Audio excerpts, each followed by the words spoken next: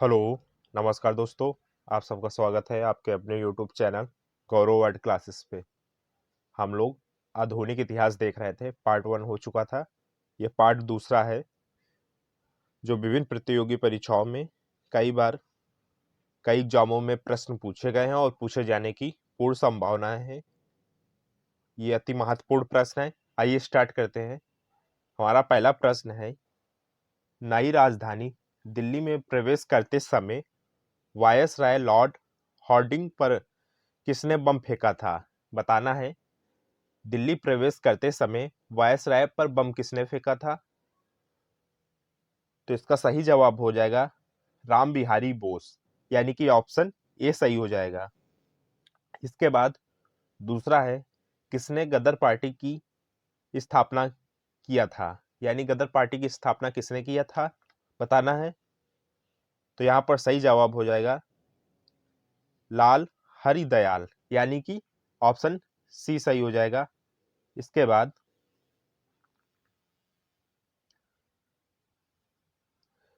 किस वायसराय के समय भारतीय राष्ट्रीय कांग्रेस की स्थापना हुई थी? बताना है किस वायसराय के समय। तो जब भारतीय राष्ट्रीय कांग्रेस यानी 1885 में स्थापना हुई, उस समय वायसराय जो थे लॉर्ड डफरिन, यानी कि ऑप्शन ए सही हो जाएगा। 1885 के समय लॉर्ड डफरिन वायसराय थे। इसके बाद गांधी जी किसे अपना राजनीतिक गुरु मानते थे? यानी गांधी जी अपना राजनीतिक गुरु किसे मानते थे? तो जवाब हो जाएगा गोपाल कृष्ण गोखले, यानी कि ऑप्शन सी सही हो जाएगा। इसके बाद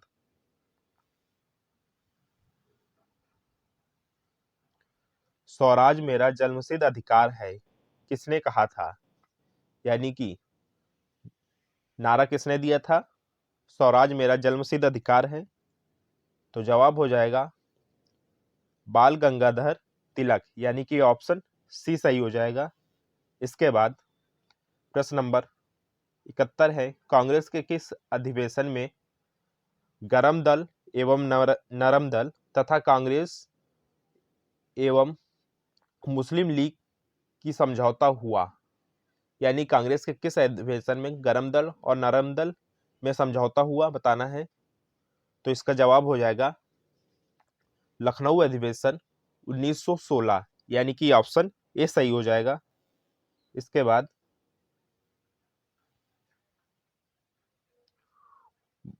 प्रश्न नंबर 72 है, भारत में सर्वप्रथम होम रूल लीग की स्थापना किसने किया? यानी बताना है होम रूल लीग की स्थापना किसने किया था?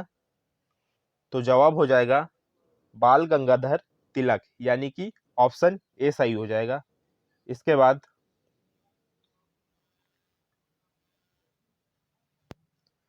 प्रश्न नंबर 73 है, जलियांवाला बाग हत्याकांड कब घटित हुआ? तारीख बतानी है। ऐसे सभी लोग जानते हैं 1919 में, मगर तारीख के साथ। तो इसका सही जवाब हो जाएगा 13 अप्रैल 1919, यानी कि जलियांवाला बाग अमृतसर में है। सॉरी, यानी ऑप्शन बी सही हो जाएगा। इसके बाद देखते हैं प्रश्न नंबर 74 है, अमृतसर के जलियांवाला बाग में आयोजित सभा पर किसने गोली चलवाया? गोली किसने चलवाया था, बताना है। तो सही जवाब हो जाएगा जनरल डायर, यानी कि ऑप्शन सी सही हो जाएगा। इसके बाद प्रश्न नंबर 75 है, जलियांवाला बाग हत्याकांड के बाद किस भारतीय ने अपनी सर की उपाधि वापस कर दी थी? बताना है। जलियांवाला बाग हत्याकांड के बाद किसने अपने सर की उपाधि धारण की जो किया था वो वापस कर दिया था? तो वो कौन थे? रविन्द्रनाथ टैगोर, यानी कि ऑप्शन सी सही हो जाएगा। रविन्द्रनाथ टैगोर जी ने अपनी सर की उपाधि जलियांवाला बाग हत्याकांड के बाद वापस कर दी थी। इसके बाद प्रश्न नंबर 76 है, भारत में पृथक निर्वाचन पद्धति तथा सांप्रदायिक निर्वाचन पद्धति की शुरुआत कब हुई थी? बताना है कब हुई थी। तो जवाब हो जाएगा 1909, यानी कि ऑप्शन बी सही हो जाएगा। इसके बाद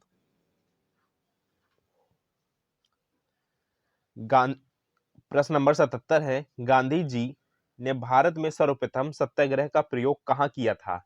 यानी गांधी जी का पहला सत्याग्रह कौन सा था? दक्षिण अफ्रीका 1915 के आने के बाद गांधी जी का पहला सत्याग्रह था चंपारण, यानी कि 1917। नील की खेती से संबंधित था, यानी कि ऑप्शन ए सही हो जाएगा। इसके बाद खिलाफत आंदोलन में मुख्य भूमिका किसकी थी? बताना है खिलाफत आंदोलन जो था उसमें मुख्य भूमिका किसकी थी? तो इसका सही जवाब हो जाएगा मोहम्मद अली, शौकत अली, अब्दुल कलाम आजाद, यानी उपरोक्त सभी, यानी यहाँ पर तीनों सही हो जाएगा, यानी कि ऑप्शन डी सही हो जाएगा। इसके बाद प्रश्न है, चंपारण में प्रचलित तक तीन कठिया पद्धति का संबंध किसकी खेती से था? बताना है चंपारण में तीन कठिया पद्धति जो थी वो किससे संबंधित था? तो जवाब हो जाएगा नील, यानी कि ऑप्शन सी सही हो जाएगा। इसके बाद असहयोग आंदोलन कब शुरू किया गया? बताना है असहयोग आंदोलन कब शुरू किया गया? तो इसका सही जवाब हो जाएगा 1920 में, यानी कि ऑप्शन बी सही हो जाएगा।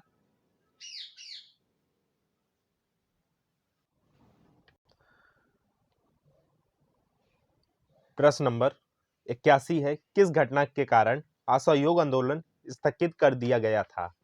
बताना है किस आंदोलन के, किस घटना के बाद असहयोग आंदोलन स्थगित कर दिया गया था? तो जवाब हो जाएगा चौरी चौरा कांड, यानी कि ऑप्शन डी सही हो जाएगा। इसके बाद प्रश्न नंबर 82 है, स्वराज पार्टी के संस्थापक कौन थे?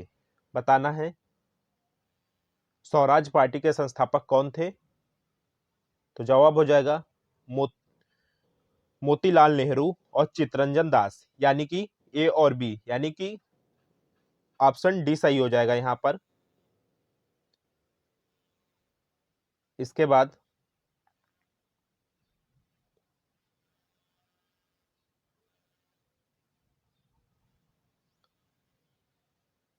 प्रश्न नंबर 83 है, हिंदुस्तान सोशलिस्ट रिपब्लिकन एसोसिएशन की स्थापना कब और कहां की गई थी?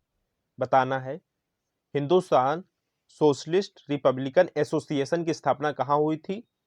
तो दिल्ली में हुई थी। ये कब हुई थी? 1928 में, यानी कि ऑप्शन सी सही हो जाएगा।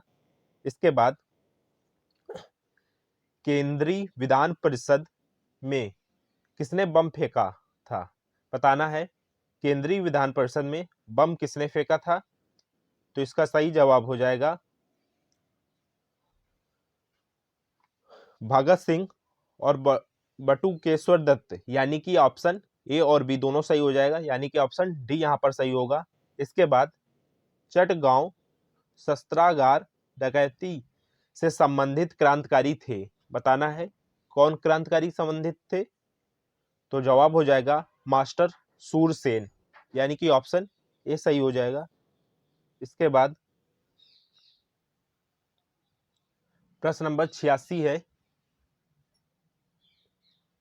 साइमन कमीशन के विरुद्ध प्रदर्शन के दौरान किए गए लाठीचार्ज में किस राजनेता की मृत्यु हुई? यानी कि साइमन कमीशन के विद्रोह के समय किसे लाठी पीट पीट कर मार दिया गया था? बताना है तो ऑप्शन हो जाएगा लाला लाजपत राय, यानी कि ऑप्शन बी सही हो जाएगा यहां पर। इसके बाद प्रश्न नंबर 87 है, साइमन कमीशन कब भारत आया था? तारीख बतानी है भारत कब आया था साइमन कमीशन? तो जवाब हो जाएगा 3 फरवरी 1928 में, यानी कि ऑप्शन सी सही हो जाएगा। 3 फरवरी 1928 में साइमन कमीशन भारत आया था।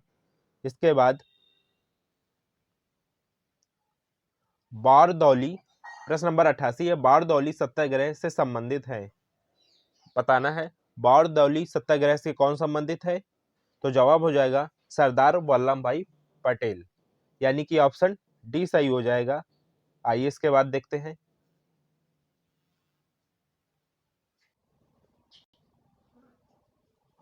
प्रश्न नंबर 89 है, कांग्रेस के 1929 के लाहौर अधिवेशन की अध्यक्षता किसने की थी।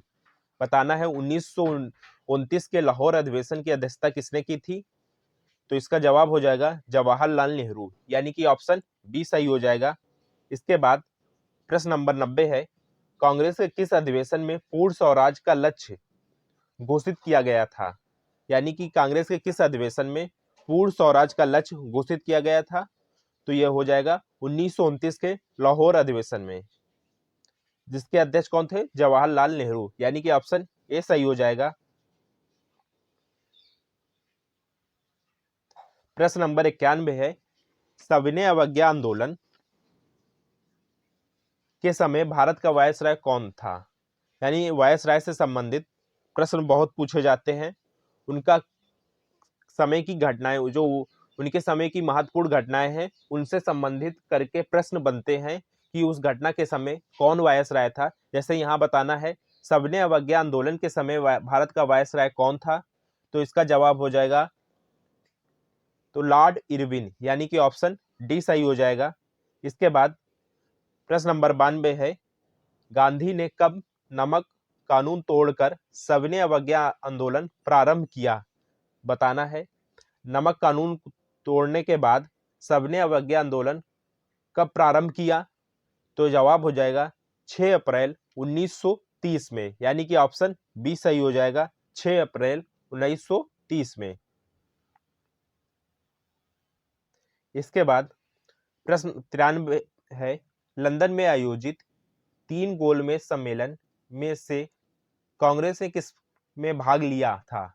बताना है गोलमेज सम्मेलन जो थे, 3 गोलमेज सम्मेलन हुए 30, 31 और 32। तो उसमें बताना है किस गोलमेज सम्मेलन में कांग्रेस ने भाग लिया था। क्या नंबर प्रश्न है, सविनय अवज्ञा आंदोलन के समय भारत का वायसराय कौन था। तो जवाब हो जाएगा लॉर्ड इरविन, यानी कि ऑप्शन डी सही हो जाएगा। इसके बाद प्रश्न नंबर 92 है, गांधी ने कब नमक कानून तोड़कर सविनय अवज्ञा आंदोलन प्रारंभ किया। यानी कब प्रारंभ किया था। तो जवाब हो जाएगा 6 अप्रैल 1930 में, यानी कि ऑप्शन बी सही हो जाएगा। इसके बाद 93 नंबर प्रश्न है, लंदन में आयोजित 3 गोलमेज सम्मेलन में से कांग्रेस ने किसने भाग लिया था। कांग्रेस ने किस गोलमेज सम्मेलन में भाग लिया था। पहला गोलमेज सम्मेलन 1930, दूसरा 31 और तीसरा 32। तो कांग्रेस ने किस गोलमेज सम्मेलन में भाग लिया था। तो जवाब हो जाएगा द्वितीय गोलमेज सम्मेलन, यानी कि ऑप्शन बी सही हो जाएगा। इसके बाद प्रश्न नंबर 94 है, कम्युनल अवार्ड किसने प्रस्तुत किया था। यानी बताना है कम्युनल अवार्ड जो था किसने प्रस्तुत किया था। तो जवाब हो जाएगा रैमजे मैकडोनाल्ड, यानी कि ऑप्शन डी सही हो जाएगा। इसके बाद 95 प्रश्न है, कांग्रेस समाजवादी पार्टी का गठन कब हुआ था। यानी कि कांग्रेस समाजवादी पार्टी का गठन कब हुआ था। तो इसका जवाब हो जाएगा 1934, यानी कि ऑप्शन ए सही हो जाएगा। इसके बाद प्रश्न नंबर 96 है, कांग्रेस समाजवादी पार्टी के स्थापना किसने किया था। कांग्रेस समाजवादी पार्टी की स्थापना किसने किया था। तो जवाब हो जाएगा जयप्रकाश नारायण, आचार्य नरेंद्र देव और मीनू मसानी, यानी कि उपरोक्त सभी, ऑप्शन डी सही हो जाएगा यहां पर। इसके बाद प्रश्न नंबर 97 है, भारतीय कम्युनिस्ट पार्टी की स्थापना कब की गई थी। तो जवाब हो जाएगा 1920 में, यानी कि ऑप्शन ए सही हो जाएगा। इसके बाद 98 नंबर प्रश्न है, all India trade union Congress की स्थापना कब की गई थी। यानी कि all India trade union Congress की स्थापना कब की गई थी। तो जवाब हो जाएगा 1920 में, यानी कि ऑप्शन सी सही हो जाएगा। इसके बाद 99 नंबर प्रश्न है, एटक के प्रथम अध्यक्ष कौन थे। बताना है एटक जो था उसके प्रथम अध्यक्ष कौन थे। तो जवाब हो जाएगा लाला लाजपत राय, यानी कि ऑप्शन ए यहां पर सही हो जाएगा। इसके बाद अखिल भारतीय किसान सभा की स्थापना कब की गई थी। यानी बताना है अखिल भारतीय किसान सभा की स्थापना कब की गई थी। तो जवाब हो जाएगा 1936 में, यानी कि ऑप्शन सी सही हो जाएगा। इसके बाद प्रश्न नंबर 101 है, अखिल भारतीय किसान सभा के प्रथम अध्यक्ष कौन थे। यानी कि अखिल भारतीय किसान सभा के प्रथम अध्यक्ष कौन थे। तो जवाब हो जाएगा स्वामी सहजानंद सरस्वती, यानी कि ऑप्शन सी सही हो जाएगा। इसके बाद दूसरा प्रश्न है, किस अधिनियम द्वारा प्रांतों में द्वैध शासन व्यवस्था लागू किया गया? बताना है किस अधिनियम के द्वारा प्रांतों में द्वैध शासन प्रारंभ किया गया? तो जवाब हो जाएगा भारत सरकार अधिनियम 1919, यानी कि ऑप्शन सी सही हो जाएगा। इसके बाद 103 नंबर का प्रश्न है, क्रिप्स प्रस्ताव के बारे में किसने कहा कि यह आगे की तारीख का चेक था जिसका बैंक नष्ट होने वाला था? यानी किसने कहा था? तो इसका जवाब हो जाएगा महात्मा गांधी, यानी कि ऑप्शन डी सही हो जाएगा। इसके बाद 104 नंबर का प्रश्न है, करो या मरो का नारा सर्वप्रथम किसने दिया था? किसने दिया था करो और मरो का नारा? तो यह नारा था महात्मा गांधी का, यानी कि ऑप्शन सी सही हो जाएगा। इसके बाद 105 नंबर का प्रश्न है, भारत छोड़ो आंदोलन कब आरंभ हुआ था? यानी भारत छोड़ो आंदोलन ये कब आरंभ हुआ था? तो जवाब हो जाएगा 9 अगस्त 1942, यानी कि ऑप्शन बी सही हो जाएगा। इसके बाद प्रश्न नंबर 6 है, आजाद हिंद फौज के संस्थापक कौन थे? तो बताना है आजाद हिंद फौज के संस्थापक कौन थे? तो जवाब हो जाएगा कैप्टन मोहन सिंह, यानी कि ऑप्शन ए सही हो जाएगा। आजाद हिंद फौज के संस्थापक कौन थे? कैप्टन मोहन सिंह। इसके बाद प्रश्न नंबर 7 है, सुभाष चंद्र बोस ने आजाद हिंद फौज सरकार की स्थापना कहाँ किया था? बताना है सुभाष चंद्र बोस ने कहाँ किया था? तो इसका जवाब हो जाएगा सिंगापुर, यानी कि ऑप्शन बी सही हो जाएगा। इसके बाद प्रश्न नंबर 8 है, किस आयोग या योजना के आधार पर भारत पाकिस्तान का विभाजन हुआ था? यानी किस योजना के तहत भारत और पाकिस्तान का विभाजन हुआ था? तो आप सब जानते हैं माउंटबेटन योजना, यानी कि ऑप्शन सी सही हो जाएगा यहाँ पर। इसके बाद भारत कब स्वतंत्र हुआ? बताना है 9 नंबर का प्रश्न है कि भारत कब स्वतंत्र हुआ? तो इसका जवाब हो जाएगा 15 अगस्त 1947 को, यानी कि ऑप्शन ए सही हो जाएगा। इसके बाद प्रश्न नंबर 10 है, स्वतंत्र भारत के प्रथम गवर्नर जनरल कौन थे? बताना है स्वतंत्र भारत के प्रथम गवर्नर जनरल कौन थे? तो इसका जवाब हो जाएगा लॉर्ड माउंटबेटन, यानी कि ऑप्शन डी सही हो जाएगा। इसके बाद प्रश्न नंबर 11 है, स्वतंत्र भारत के प्रथम भारतीय गवर्नर जनरल कौन थे? यानी कि स्वतंत्र भारत के प्रथम भारतीय गवर्नर जनरल कौन थे? तो इसका जवाब हो जाएगा चक्रवर्ती राजगोपालाचारी, यानी कि ऑप्शन सी सही हो जाएगा। 112 नंबर का प्रश्न है, 19वीं शताब्दी के दौरान होने वाली बहाओबी आंदोलन का मुख्य केंद्र कहाँ था? यानी कहाँ था मुख्य केंद्र? तो इसका जवाब हो जाएगा पटना में। ये बहुत ही महत्वपूर्ण प्रश्न है, कई बार कॉम्पिटिटिव एग्जामों पे पूछे गए हैं और पूछे जाने की पूर्ण संभावना है। तो 113 नंबर का प्रश्न है, कबीर के गुरु कौन थे? यानी बताना है कबीर के गुरु कौन थे? तो जवाब हो जाएगा रामानंद, यानी कि ऑप्शन बी सही हो जाएगा। इसके बाद 14 नंबर का प्रश्न है, भक्त भक्त को दार्शनिक आधार प्रदान करने वाले प्रथम आचार्य कौन थे? यानी प्रथम आचार्य कौन थे? तो ये इनका जवाब हो जाएगा शंकराचार्य, यानी कि ऑप्शन बी सही हो जाएगा यहाँ पर। इसके बाद 15 नंबर प्रश्न है, किस नगर को सिराज ए हिंद कहा जाता था? बताना है किस नगर को सिराज ए हिंद कहा जाता था? तो इसका जवाब हो जाएगा जौनपुर, यानी कि ऑप्शन सी सही हो जाएगा। सिराज ए हिंद जौनपुर को कहा जाता था। प्रश्न नंबर 16 है, कृष्णदेव राय ने आमुक्त माल्यदा ग्रंथ की रचना किस भाषा में किया था? यानी बताना है किस भाषा में किया था? तो वो भाषा थी तेलुगु, यानी कि ऑप्शन बी सही हो जाएगा यहाँ पर। इसके बाद प्रश्न नंबर 17 है, किसे आंध्र भोज के नाम से जाना जाता था? यानी बताना है किसे आंध्र भोज के नाम से जाना जाता था? तो जवाब हो जाएगा कृष्णदेव राय, यानी कि ऑप्शन यहाँ पर सी सही हो जाएगा। इसके बाद 18 नंबर का प्रश्न है, लीलावती पुस्तक किससे संबंधित है? यानी लीलावती पुस्तक किससे संबंधित है? तो उत्तर हो जाएगा गणित से, यानी कि ऑप्शन ए सही हो जाएगा। इसके बाद प्रश्न नंबर 19 है, किस फसल के उत्पादन के से संबंध में सैन्य स्थलों से कोई परिणाम नहीं मिला है? यानी बताना है सैंदो स्थल से किसके अवशेष नहीं मिले हैं? तो इसका जवाब हो जाएगा दाल, यानी कि ऑप्शन ए सही हो जाएगा। इसके बाद 20 नंबर का प्रश्न है, कौन त्रिपिटक का अंग नहीं है? कौन सा नहीं है? विनय, सूत और अभिदम है, यानी कि जातक नहीं है, यानी कि ऑप्शन ए सही हो जाएगा। इसके बाद प्रश्न नंबर 21 है, सुमलित कीजिए आत्मीय सभा, रामकृष्ण मिशन, प्रार्थना समाज और आर्य समाज।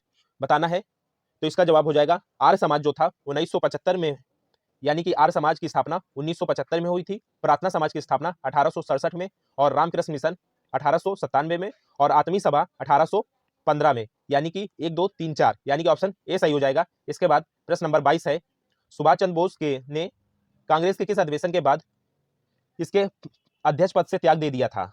यानी बताना है किस अधिवेशन के बाद? तो जवाब हो जाएगा त्रिपुरा अधिवेशन, यानी कि ऑप्शन बी सही हो जाएगा। इसके बाद शहीद आजम उपाधि से किससे सम्मानित किया गया था? बताना है तो इसका जवाब हो जाएगा भगत सिंह, यानी कि ऑप्शन सी सही हो जाएगा यहाँ पर। इसके बाद 24 नंबर का प्रश्न है, बौद्ध धर्म का संपूर्ण सार किसमें निहित है?